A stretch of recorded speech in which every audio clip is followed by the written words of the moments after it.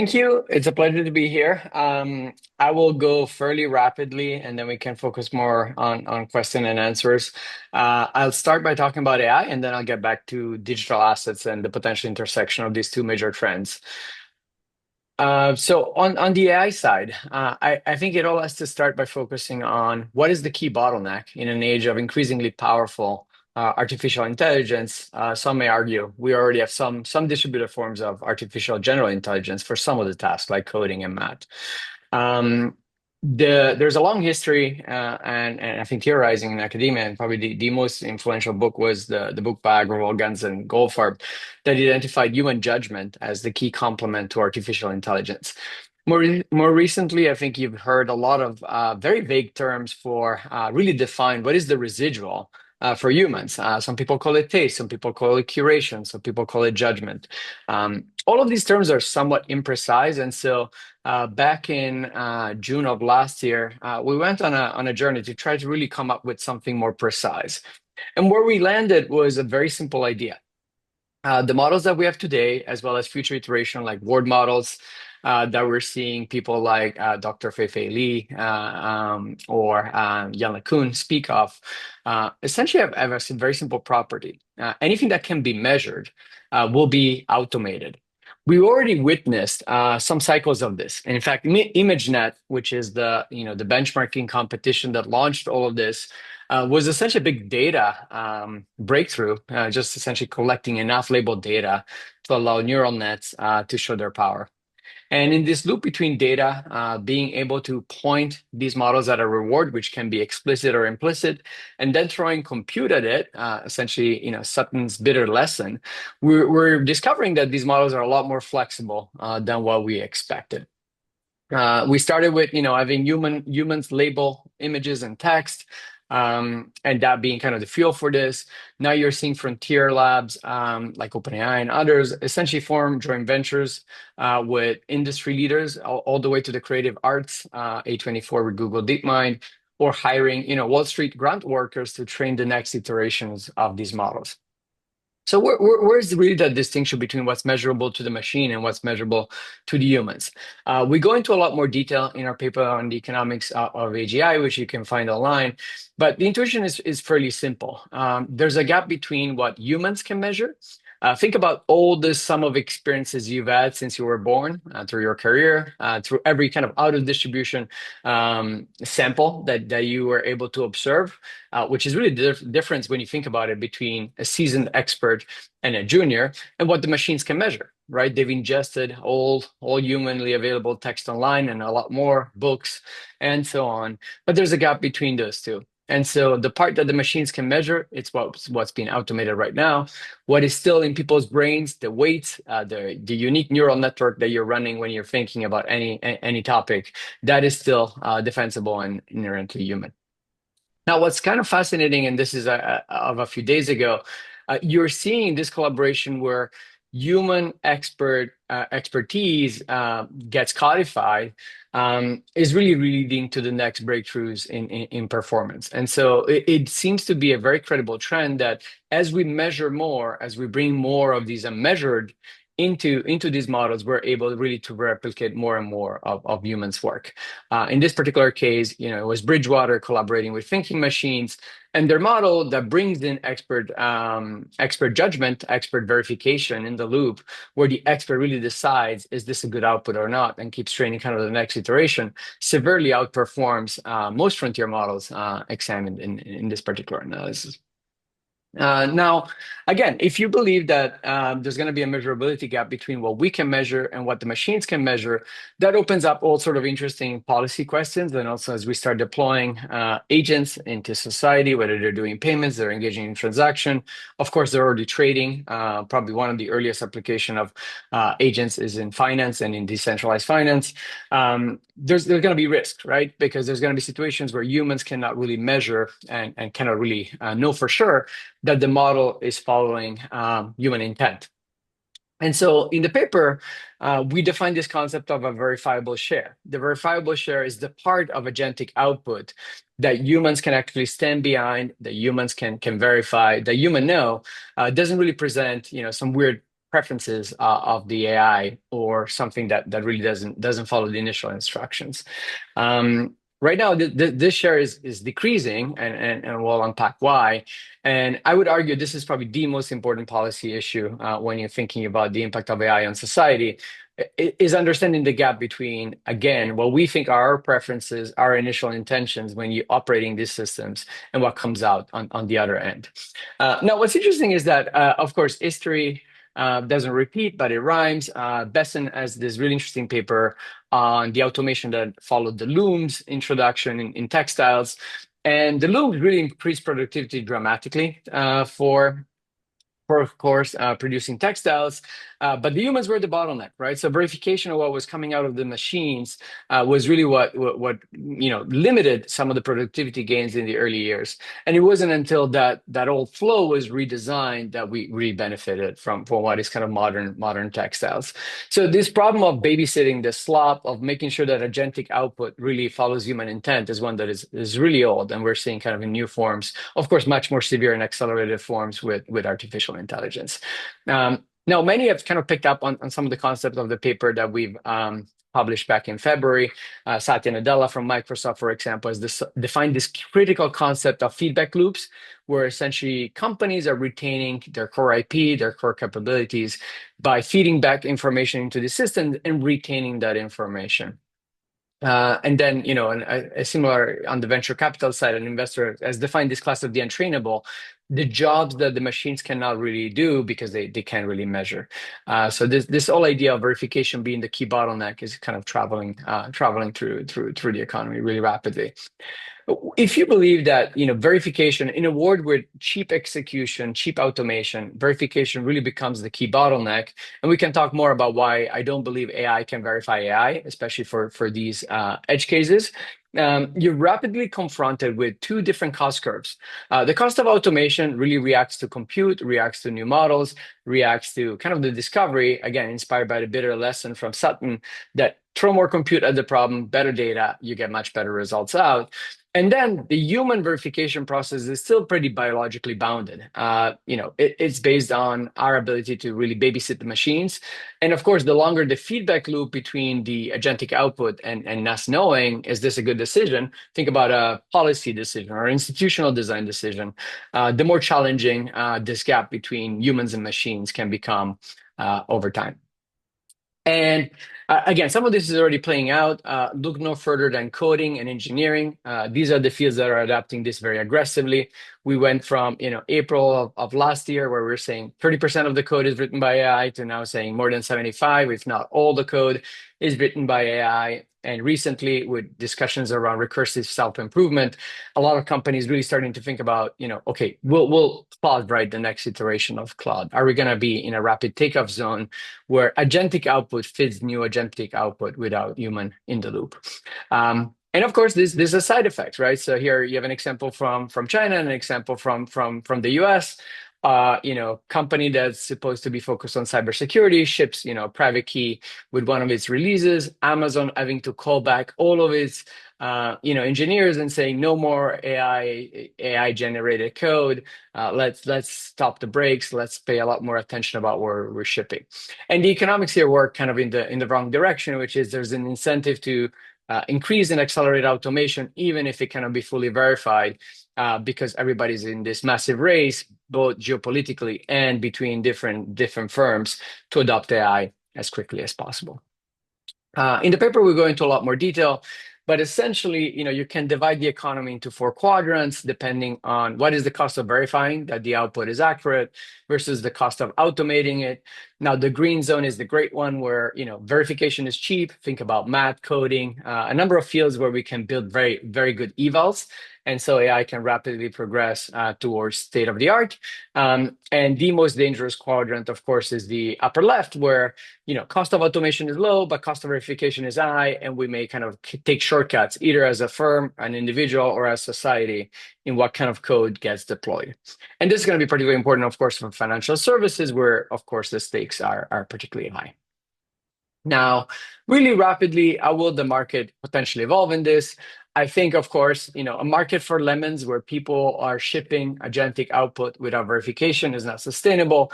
And so you're seeing early signs of what we called in the paper liability as a service. So switching from a model where software is sold as is, software as a service, to a model where companies will stand behind the agentic output, they will insure it. So Cognition is an example on the developer side. 11 Labs started insuring their audio agents. I think as we switch from a model where you just buy AI, you buy agentic output to one where you kind of want to work on the other side of the equation, expect many more companies to kind of ensure that outcome. And this is going to be particularly important, of course, in payments where no one is going to use an agentic agent for commerce if they don't know that's going to act on the original intent and within safeguards.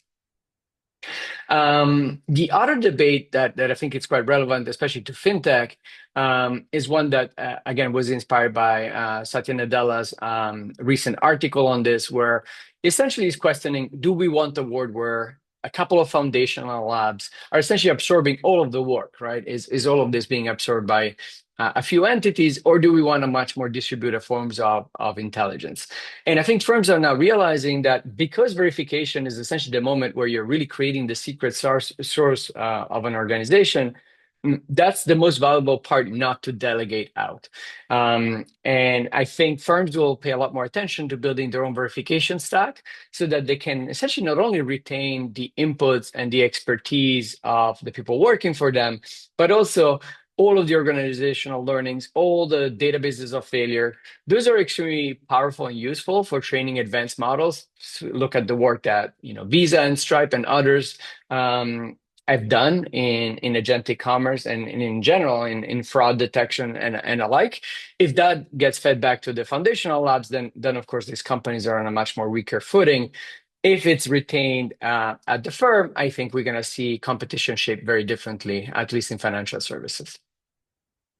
That said, I mean, as you can see, both on Codex or Cloud Cowork, the foundation labs are trying to expand the kind of data they collect, the traces, the interactions that they see. And of course, that's just better measurement, right? And so if you can observe the work of a compliance officer, of an accounting officer, or anyone else in a firm, you can essentially start to replicate what they actually do with these models. And of course, when it comes to the future of finance, you're seeing both entry by the foundational labs on the consumer side. On the left, you have OpenAI's ChatGPT Finance. And on the B2B side, agents for financial services from Anthropic. Again, these are just two examples, but more broadly, these labs are striking partnerships and they're expanding their reach into financial services more broadly. So that's kind of what's happening on the AI side. I will now rapidly shift gears to the digital asset side before kind of wrapping. On the digital asset side, I would say if you take a 30,000 feet perspective, really zooming out, if the Silk Roads were the network that made the trade of goods really low cost, the web was kind of the network that made the trade of information really low cost. Open protocols such as Bitcoin, Ethereum, and everything after that are the open networks that are going to reshape how finance is evolving. And here I have strong opinions. I think a lot of the efforts of creating much more curated experiences, whether they're corporate ones or collaboration between different governments like the FinTernet, are going to end up the same way, American Online, Apple eWord, or Microsoft Network ended against the internet. There's a radical force of these open networks in driving competition and innovation, and I think in the end, it's what's going to shape really the ultimate outcome. Of course, we heard from Daryl a lot of the concerns around kind of tokenization and how to do it properly. That will have to be implemented, so it's not just going to be completely open and permissionless, but these much more curated approaches, I think, are going to be just too slow to cope with the progress happening on the more open side. And so I do think actually stablecoin are interesting, mostly because they're the canary in the coal mine for how evolution in payments and financial services is going to play out over the near term. Now, there's a lot of misconceptions about stablecoins. I've written a length about it. I would say, the main use case today is really dollarization, especially if you look at the leading stablecoin, which is Tether. This is probably not the status quo. I was engaged with many regulators across the globe in the Libra Day And they were, of course, extremely concerned about what's the response to dollarization. So I don't think we're in equilibrium. But we're in an interesting phase of infrastructure inversion. We're essentially using these assets to drive the car on the road that's designed for horses, or for those of you who remember the sound of the modem trying to use a telephone line that was designed for audio to pass data. So when you look at stablecoin, just picture these two examples for understanding where we are in the adoption curve. Stablecoins are being used to do stablecoin sandwiches, which are essentially ways to connect great domestic real-time payment systems with each other. Here again, Tether is dominant in terms of liquidity, in terms of spread. It's not ideal, right? You're going from fiat to stablecoin to fiat.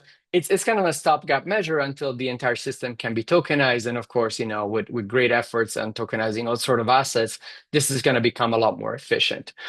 The other use case that is kind of nascent is B2B payments. So this is kind of, again, corporate treasurers and others.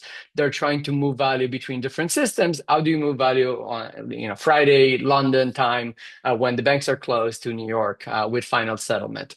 Of course, pre-funding is a concern, but the systems are really gluing this all together in a sort of patchwork system. Now, I don't have time to delve into this, but people have often debated, do these stablecoins really have network effects? I think with MiCA, with Genius, and of course regulation coming on, they're actually fully commoditized. I mean, the whole point of regulation in this space is to make these stablecoins interchangeable, make them fungible, make them good money, make them trustworthy. And so what you're seeing is competition is shifting elsewhere. Stripe launching Tempo, Circle launching Arc, networks like Canton and others. Different players are essentially trying to own the infrastructure of the rails, which is, of course, different than the original intent of these open networks, because they understand that the asset per se is not really monetizable. And probably the most salient example is, the recent event of a few days ago, when 140 plus institutions essentially came together with what should be an open standard for stablecoin issuance that really resembles a lot Libra. Maybe they'll make the same mistakes and the project will not succeed. But you can see that there's this push and pull between decentralization and coordination around open standards in this space. So really briefly, I know I only have a couple of minutes.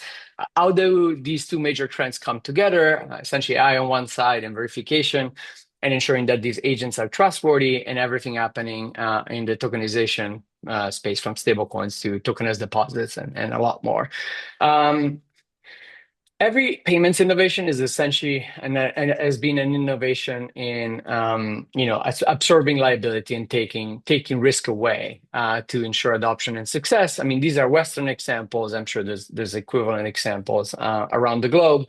The credit card really making consumer comfortable, and then eBay kind of making PayPal and online commerce viable, and things like Amazon Prime that make it really easy for people to buy without worrying about the consequences.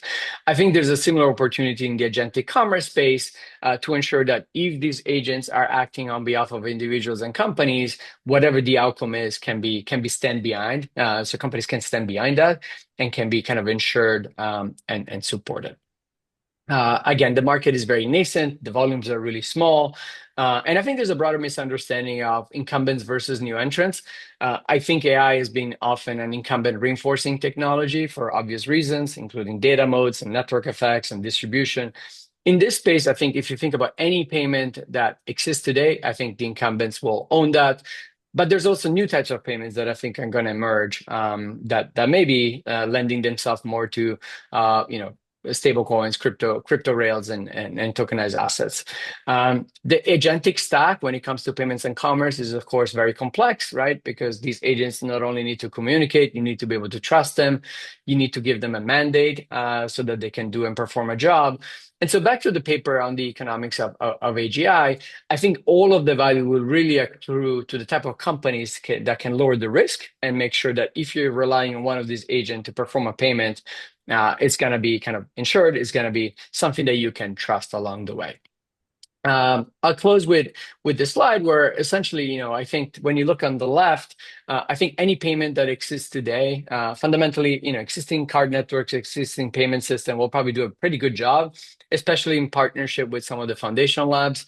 You will see, chat conversation turn into a commerce conversation.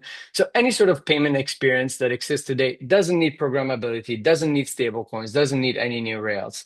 And that's going to be the bulk of it. But what's kind of interesting is these new types of machine-to-machine payments.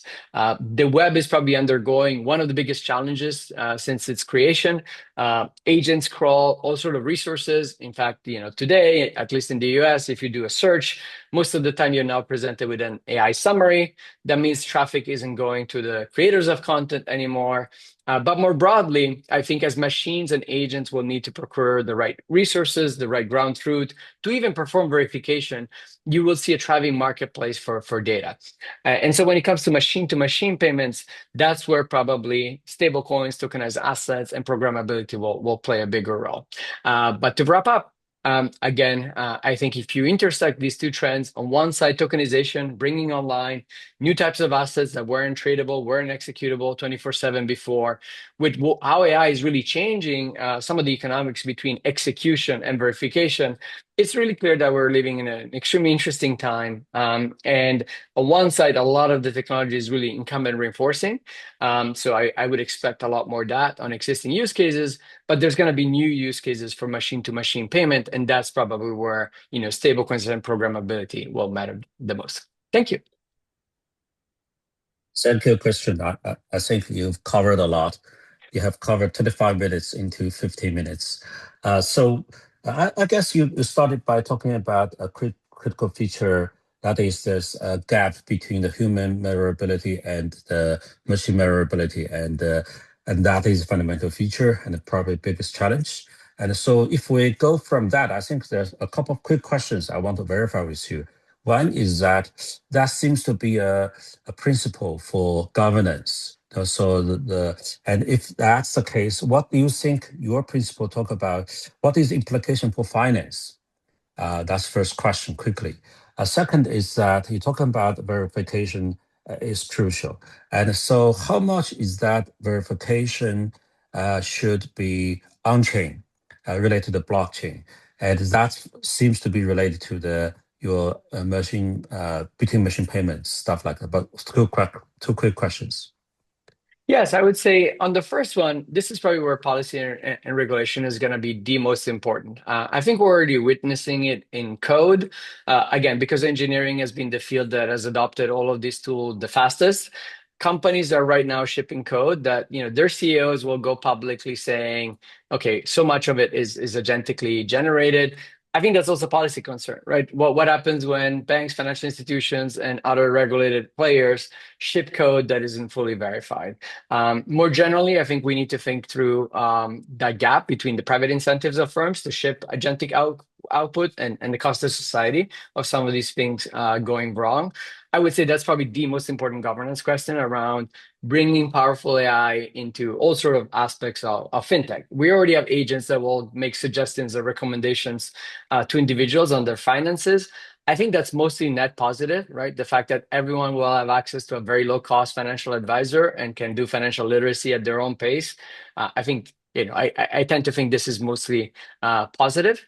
But there will be challenges. And so I think that's probably the most important area for policy to focus on. On the second one, again, I think we need to cut through the hype. If you talk to the players in the crypto or stablecoin space, they will tell you the entire future of agentic commerce needs to be on stablecoins because stablecoins are programmable. That's absolutely not true. In fact, I think most consumer and even B2B payments will happily move on traditional rails. A lot of the automation can be done actually at the software level. It doesn't need to be enforced on chain. Where on-chain verification and essentially guardrails become really important is when you're starting to go down different levels of autonomy. So if you think about self-driving as an analogy, and again, all analogies are imperfect, the more autonomy you give to these agents, the extreme version is the agent is an economic agent with full property rights that can make its own decisions and has its own agency, so to speak. Of course, that can only be achieved on chain because you need to be able to endow these agents with such property rights and their own resources. I think we're very far from, kind of level 5 agentic payments and agents. So I think it's more for the future. when it comes to machine payments, but more broadly, when it comes to interoperability, I think we will discover that there's going to be interesting moments where I need to cryptographically verify that something executed in one part of the economic system follows certain rules. And so one of the most promising things also in the tokenization space is not so much networks where I give all the power to a centralized actor. Otherwise, we're just reinventing the card networks. We're just reinventing the same bottlenecks and market power that we have had for decades. There's going to be moments where people will not want a central actor to coordinate any network with meaningful financial activity on it, whether it's payments or financial services. Now, if it's delivered by the public sector, that's very different. But if you think about private activity, we will not want to have a network where there's an architect. And so when that happens, I do think verification will be important. And it will be important, for example, for financial institution A to verify that when their asset moves under operations by a different financial institution, it still follows all their compliance rules, all their checks and guardrails. That's what verification through cryptographic provenance is going to be really strong. And you're seeing these experiments where you can have private clouds, so to speak, between different networks. Tokenized assets can move between them. But it's not that there's one central actor that controls the keys. I think those designs are very vulnerable. And we've seen recent acts to that matter, where if you give the keys to someone, if they have control, then we're back into the old system.